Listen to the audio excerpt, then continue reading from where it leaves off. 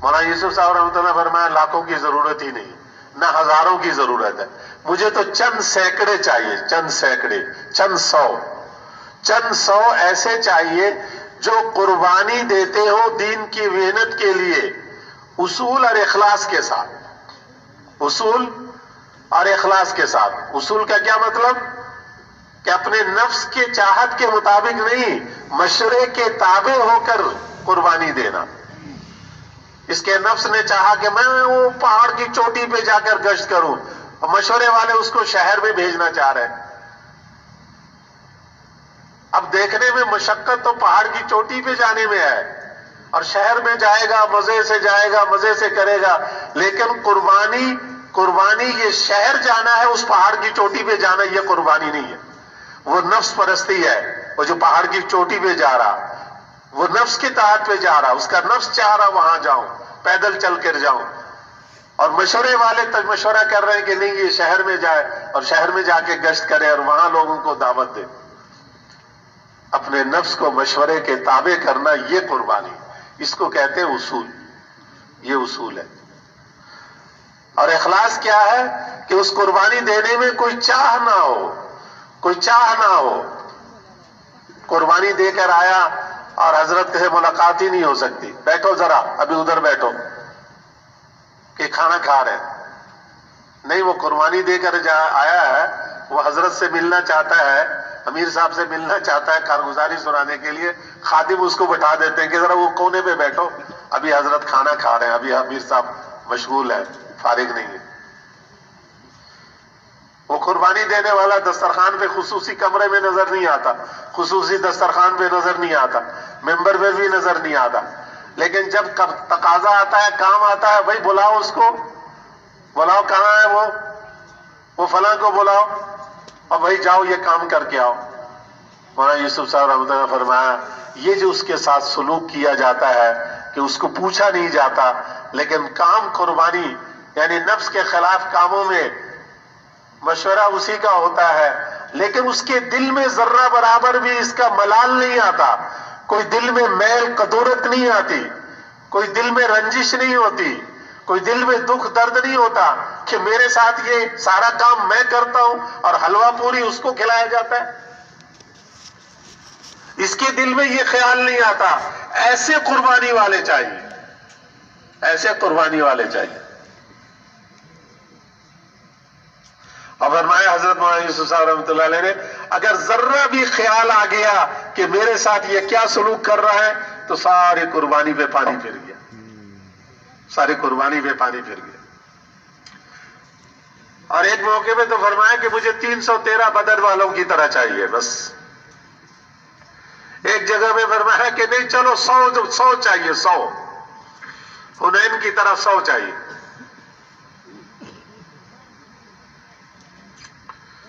اور ایک دفعہ فرمایا مولانا یوسف صاحب رحمۃ اللہ علیہ نے 313 جب فرمایا تو حاجی صاحب رحمۃ اللہ نے فرمایا کہ ایک دفعہ ہم نے کہا حضرت اب تو ہزاروں کا مجمع ہو گیا، آپ کہتے 313، حضرت نے فرمایا ابھی تو 40 بھی ویسے نہیں ہوئے جیسے میں چاہتا ہوں۔ اس زمانے کے، اب تو اور زیادہ گراوٹ کے دور میں ہم، بھیڑ کا نام قربانی تھوڑی ہے۔ ایک موقع میں فرمایا ایک مجموعہ چاہیے، ایک مجموعہ چاہیے، یہ جیسے یہ مجموعہ ہے، بھائی اتنا ہی مجمع جتنا یہاں آج بیٹھا ہوا ہے، اتنا مجمع 5 باتوں پہ آ جائے، صرف 5 باتوں پہ۔ ایسے فرمایا کہ اگر یہ مجموعہ 5 باتوں پہ آ جائے دعا کرو اللہ ہمیں اس مجموعے میں سے بنا دے۔ آمین تو کہہ دو،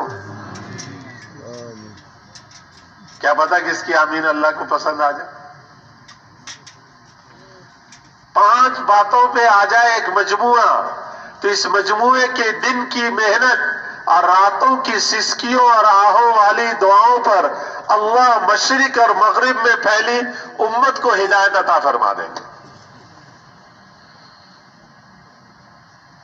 عائشہ رحمۃ اللہ فرماتے تھے ایک دعا ہمیشہ مانگتے تھے خوب گریہ زاری کے ساتھ کہ اللہ تو ہماری جماعتوں کا انتظار کیوں کرتا ہے کہ ہم وہاں جماعت بھیجیں گے تو ہدایت دے گا، ہمارے جماعت کے گئے بغیر ہی تو ہدایت دے دے، تجھے کون پوچھنے والا، اللہ کو کون پوچھنے والا۔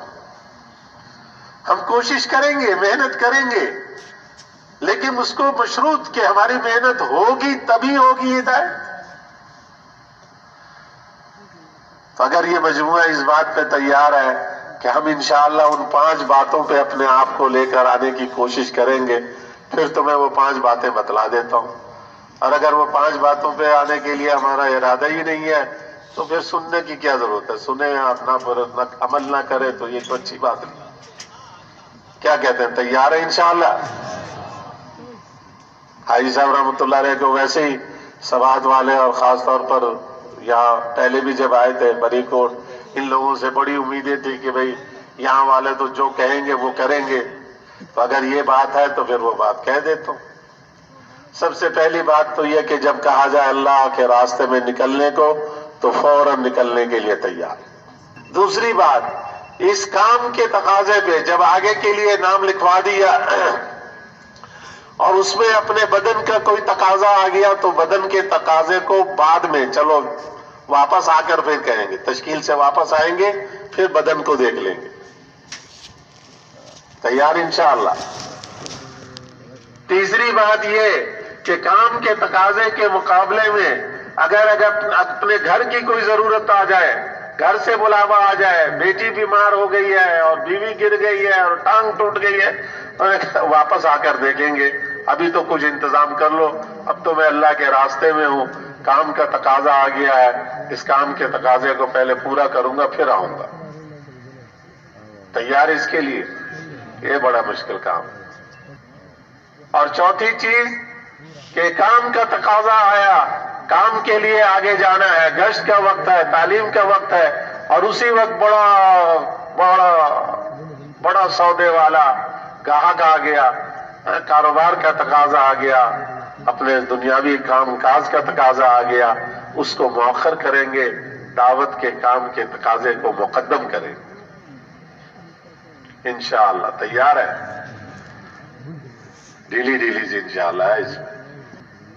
اور آخری 5ویں بات یہ کہ جن لوگوں پر ہم محنت کر رہے ہیں، جن لوگوں کو اس کام کے لیے لگا رہے ہیں، ان سے ہمارے تعلقات مراسم قائم ہو جاتے ہیں، تو اپنے دنیاوی کوئی فائدہ ان سے نہیں اٹھانا۔ ان اجریہ الا علی اللہ، ہم جو کچھ بھی کر رہے ہیں، جن لوگوں کو اللہ کے دین کے ذمہ پر لگا رہے ہیں، اللہ سے جوڑ رہے ہیں، اللہ سے ملا رہے ہیں، ان کو صرف اللہ کے لیے کر رہے ہیں۔ ہمیں اللہ کے علاوہ کسی سے کوئی بدلہ نہیں چاہیے۔ ہمیں تو شاباشی کلمات بھی نہیں سننے کی ضرورت کہ جی آپ کی محنت بہت اچھا، آپ کی محنت سے یہ ہوا، آپ کی محنت سے یہ ہوا۔ نہیں، اللہ نے کیا ہے، ہمیں کسی سے کوئی اور غرض نہیں ہے۔ یہ نہیں کہ جی فلاں صاحب جو ہے وہ میرے ساتھ وقت لگایا تھا، اب ان کے پاس درخواست لے کے پہنچ گئے کہ جی میرے بیٹے کو نوکری دلا دو، یہ بیکار پھر رہا ہے، میرے بھتیجے کو یہاں کام کروا دو، ہمارا یہ کام ہے، ہماری زمین کا یہ جھگڑا یہ نمٹا دو۔ نہیں، ایسے کوئی چیز ہم نہیں کریں گے۔ اللہ سے اپنا کا بدلہ چاہیں گے۔ ان دل لوگوں کو اس کام میں لگایا ہے، ان سے دنیاوی اور اپنے اغراض اور مقاصد کے لیے ان کو کبھی استعمال نہیں کریں گے۔ یہ 5 باتوں پر اگر یہ مجموعہ آ جائے تو ان کے دن کی محنت، تھکا دینے والی محنت، راتوں کے رونے والی سسکیوں اور آہوں والی دعاؤں پر اللہ جل جلالہ مشرق اور مغرب میں پھیلی امت کو ہدایت عطا فرمائے۔ تیار ہے اس کے لیے انشاءاللہ؟